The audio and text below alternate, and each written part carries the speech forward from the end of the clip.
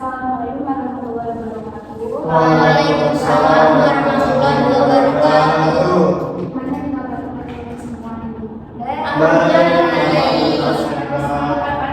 Semangat sekali, aku semangat. Oke, sebelumnya saya mengucapkan terima kasih atas kesediaan teman-teman untuk mengikuti kegiatan konseling kelompok pada kali ini. Sebelum melakukan konseling ini, alhamdulillah kita berdoa menurut kepercayaan dan keyakinan masing-masingnya. Doa. Selesai. Nah, teman-teman ada yang tahu nggak KKP itu apa? Belum Belum ada yang tahu ya? Nah, saya boleh jelaskan ya. Konseling kelompok itu upaya bantuan yang diberikan kepada individu dengan memanfaatkan dinamika kelompok dan konselor itu sebagai fasilitator. Lalu tujuannya itu untuk apa? Untuk membahas satu topik permasalahan dan mencari solusi secara bersama-sama dengan menekankan asas-asas dalam konseling kelompok. Nah, di dalam konseling kelompok itu terdapat 4 asas, di mana ada asas rahasia, ada asas terbuka, sukarela, dan asas kekinian. Nah, asas rahasia itu nanti di dalam kita memulai forum konseling kelompok ini, kita bersama-sama untuk merahasiakan dan tidak menyebarluaskan di luar forum kegiatan konseling ini. Lalu ada asas terbuka, di mana nanti teman-teman bisa menceritakan segala permasalahannya secara terbuka dan tidak ada yang ditutup-tutupi ya. Dan asas sukarela, teman-teman di sini sukarela dalam mengikuti konseling ini ya. Iya. Ya, dan terakhir ada asas kekinian. Asas kekinian itu nanti teman-teman menceritakan masalahnya itu masalah yang sedang dihadapi sekarang, bukan masalah yang sudah berlalu. Itu ya teman-teman ya. Iya. Nah, sebelum mulai nih kita ikrar berjanji dulu ya dalam konseling kelompok ya. Iya. Nanti teman-teman bisa mengikuti saya dalam ikrar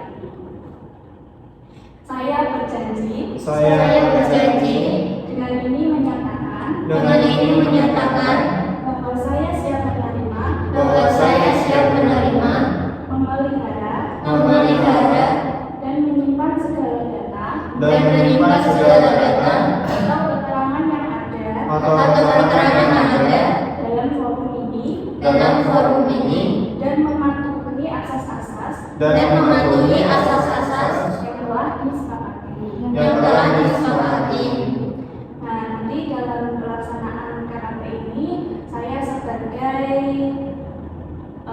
pemimpin kelompok yang akan memimpin jalannya acara ini dan akan memberikan solusi atas permasalahan kalian menjadi anggota kelompok yang nantinya menceritakan segala masalah yang sedang kalian alami. Nanti kita kesepakati waktu kira-kira mau berapa menit? 10 menit Bu. Baik, kita sepakati waktu 45 menit, siap ya? Oke, sebelumnya kita perkenalan terlebih dahulu ya, dan saling mengenal ya. Boleh saya sendiri sebagai pemimpin kelompok, nama saya Diza sebagai pemimpin kelompok, boleh dilanjut? Nama saya Itun sebagai anggota kelompok. Nama saya Saida sebagai anggota kelompok. Nama saya Al sebagai anggota kelompok. Saya Ajun sebagai anggota kelompok. Oke. Nah, sekarang sudah pada saat kenal. Jadi asas-asasnya ada apa aja? Ada asas kerahasiaan, keterbukaan, sukarela, kekinian. Oke, baik, dapat dipahami ya. Sudah pada siap ya? Siap. Oke. Nah, sekarang boleh dimulai dari sisi sebelah kanan saya, Mbak Itu boleh disampaikan apa masalah yang sedang Masalah yang sedang saya hadapi saat ini sih itu Bu, aku tuh kadang kalau namanya presentasi itu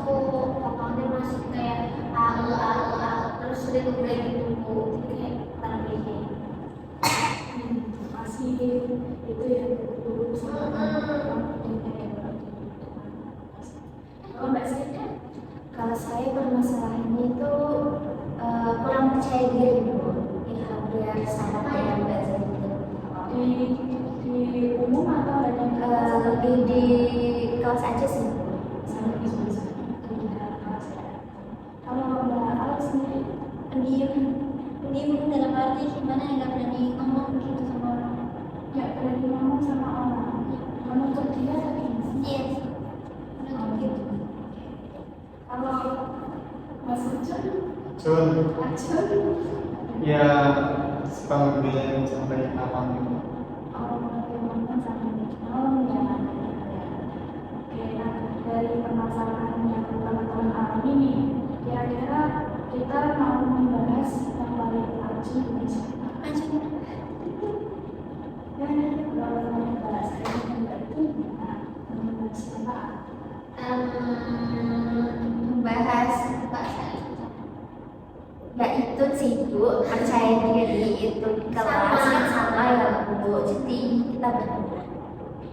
Ya, Mas Acun gimana kok terus? Gatel Bu. Ya kan, Mas. Berarti kita jadikan satu ya permasalahan. ya. Masalah Acun sendiri. Nah, boleh diceritakan lebih detailnya Kak, yang dari dirasakan Kak Acun. Bentuknya dan nggak percaya dirinya itu yang seperti gimana? Ibu, tahu kan kalau mamanya besoknya mau presentasi nih, belajar, malam itu udah belajar dan mencoba untuk nanti besok aku kayak gini, aku besok aja harus kayak gini, itu kayak udah belajar lah. Tapi nanti kalau pas udah hari esoknya, pas maju ke depan, itu kayak ngeblank gitu loh. Jadi badannya hilang, jadi lupa. Terus kalau mamanya pas saya ngerasain saya ini salah gitu, saya pas itu presentasinya salah, kayak aku tuh lihat orang-orang tuh jadi kayak liatin aku itu kayak ini salah kamu kayak aku iya bikinnya kayak gitu sama orang-orang di sekitar gitu. Nah, kalau Mbak Saida nih, nggak percaya dirinya yang seperti apa? Ya hampir sama sih Bu, kayak nggak percaya dirinya itu dengan persepsi mereka yang ada di depan saya itu, nanti kalau saya salah gimana, saya diketawain dan sebagainya. Jadi saya tuh gugup terus malu gitu. Oh, ini berarti dua-duanya pas secara kalau di saat-saat presentasi gitu atau gimana kan? Nanti kayak di depan kelas atau sama teman-teman?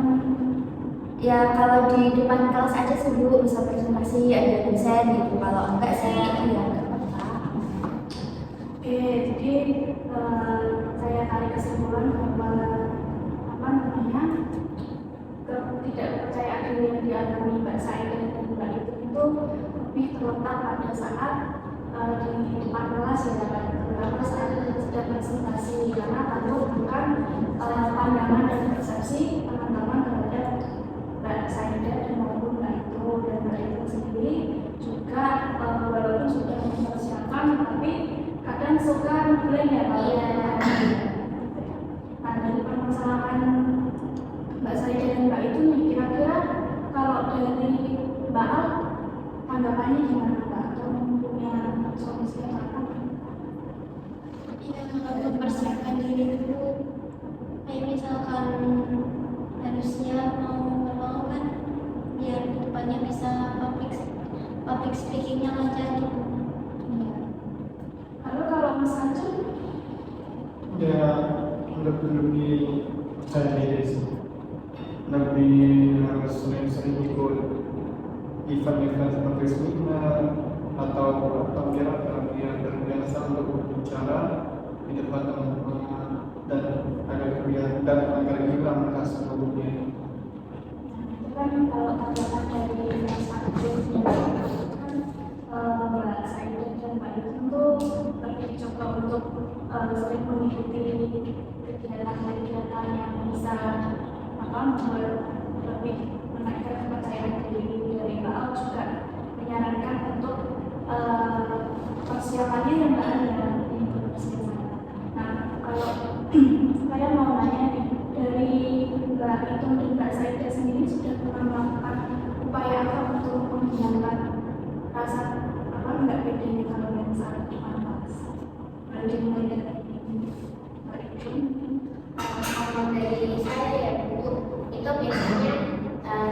Terus tuh kayak merelaksasikan diri saya sendiri gitu. Kayak tarik nafas gitu. Kayak itu tapi itu sedikit membantu. Jadi kayak bisa merelaksasikan diri saya, jadi kayak lebih tenang gitu. Kalau awalnya lumayan membantu, tapi mungkin merasa nggak percaya dirinya lagi itu kalau saya di pertengahan gitu. Ya, kalau dari Mbak Saida nih, Kalau saya sih biasanya kalau udah presentasi itu kan belajar dulu, jadinya kan kalau udah presentasi udah tau lah mempresentasikan apa, jadi kan lebih pede gitu, jadinya kan lebih pede gak takut salah dipresentasikan gitu. Terus lebih ke memperbaiki mood dengan baik gitu, memperbaiki mood biar moodnya itu baik, jadinya kalau moodnya baik otomatis percaya dirinya itu juga meningkat. ya, dari apa yang dikatakan Mbak Saida dan Mbak itu, dari pendapat saya sendiri memang benar. Yang pertama memang karena nggak ketidakpercayaan yang timbul itu kan karena mungkin kita yang kurang persiapan, takut akan ketidakpahaman nantinya saat mengucapkan di depan kelas gitu ya. Memang alangkah baiknya sebelum itu tuh kita lebih untuk persiapannya lebih diperdalam lagi, dan seperti belajar seperti jika mau ingin presentasi ya berarti kita harus belajar terlebih dahulu mematakan materi dahulu agar bisa menguasai di depan kelas. Terus yang kedua, kalau untuk Mbak Citun yang mungkin takut akan persepsi dan pandangan atau perkataan teman-teman itu, mungkin juga bisa dicoba dengan merelaksasikan diri terlebih dahulu, yang sama seperti yang Mbak Citun tadi bilang, dengan kayak bisa tarik nafas, tarik dan buang nafas. Ya, maksudnya mengenjoykan diri terlebih dahulu, terus juga bisa dengan afirmasi ke diri sendiri bahwa saya pasti bisa, dan kalau teman-teman bisa pasti saya pun juga bisa gitu. Nah, mungkin dengan seperti itu tuh bisa menaikkan kepercayaan diri dari Mbak itu maupun Mbak Saida sendiri. Nah, kira-kira dari pendapat saya dan teman-teman nih, bisa nggak untuk Mbak Saida dan Mbak itu coba lakukan atau pernah Mbak Saida dan Mbak itu?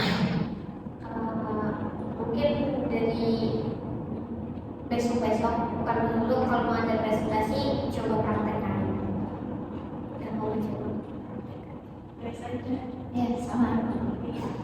Jadi nanti bisa Mbak Saida dan Mbak itu praktekkan nantinya ya, dan kita lihat nanti seberapa efektifnya sih dengan Mbak Saida dan Mbak itu untuk melakukan video seperti yang disampaikan oleh saya dan ini mumpung waktunya memang sebentar ya, jadi kita akhiri sampai sini dulu, dan mungkin nanti ke depannya kita ada pertemuan lagi untuk membahas sama-sama teman-teman yang lain. Bisa Bu. Oke. Nah, saya mau tanya nih, sebelum ini ditutup saya mau tanya nih, gimana perasaan kesan dan pesan dari Mbak Saida tadi?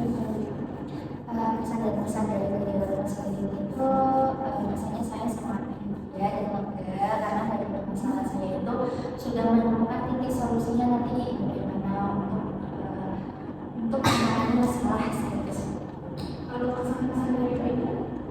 Pesan-pesan dari saya juga sedikit kurang lebihnya sama kayak Mbak Saida, udah lumayan lega sama udah dapat saran yang akan saya lakukan ke depannya nanti ketika akan menghadapi presentasi, apa sih yang harus saya lakukan terlebih dahulu untuk mengejoykan diri sendiri.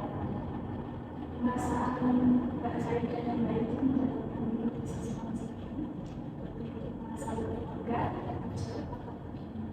Ya lebih lancar dengan Oke, ini cukup sampai situ dulu ya. Kita sebelum kali ini, sebenarnya saya mohon maaf sebelum kita tutup, rapatnya kita membacakan doa.